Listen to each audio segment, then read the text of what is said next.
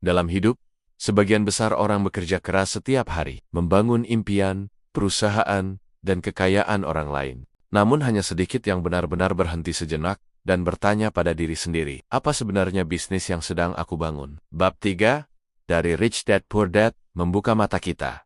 Jika kamu tidak mengurus bisnismu sendiri, maka selamanya kamu akan sibuk mengurus bisnis milik orang lain. Ayah kaya selalu berkata, pekerjaanmu adalah tempat kamu mendapatkan uang, tetapi bisnismu adalah tempat kamu membangun masa depan.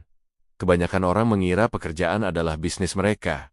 Padahal, pekerjaan hanya memberi penghasilan. Bisnislah yang memberi kebebasan. Seseorang bisa bekerja bertahun-tahun, setia pada perusahaan, namun tetap tidak punya apa-apa ketika pensiun. Mengapa? Karena selama itu, mereka tidak pernah membangun bisnis mereka sendiri. Ayah kaya menekankan bahwa orang kaya menghabiskan waktunya membangun aset, bukan hanya membangun karir. Aset adalah hal yang terus memasukkan uang ke kantongmu. Bahkan saat kamu tidur, bisnis kecil, properti, saham, aset digital, royalti, semua itu termasuk aset. Sementara pekerjaan, walaupun penting, tidak termasuk aset ketika kamu berhenti bekerja. Uang pun berhenti mengalir. Disinilah orang kaya berbeda. Mereka menggunakan pekerjaan sebagai modal untuk membangun aset yang akhirnya membiayai hidup mereka. Kebanyakan orang bangga ketika mereka berkata, aku sibuk bekerja. Namun ayah kaya bertanya, sibuk untuk siapa?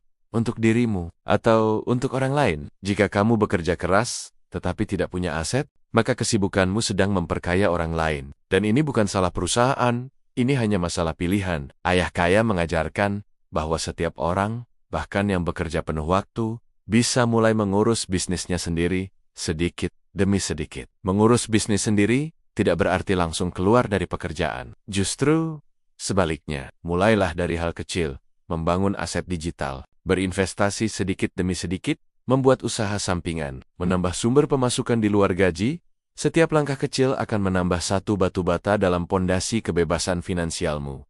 Ayah kaya berkata, gunakan pekerjaanmu untuk bertahan hidup. Gunakan bisnismu untuk menjadi bebas. Orang yang mengurus bisnisnya sendiri, melihat dunia dengan mata berbeda. Mereka tidak berharap pada kenaikan gaji. Mereka berharap pada laju pertumbuhan aset. Mereka tidak mencari keamanan. Mereka mencari peluang. Mereka tidak hanya bekerja untuk uang. Mereka membangun sistem agar uang bekerja untuk mereka. Inilah inti dari bab 3. Orang kaya memprioritaskan bisnis pribadi mereka, bahkan ketika mereka masih bekerja untuk orang lain. Bab 3.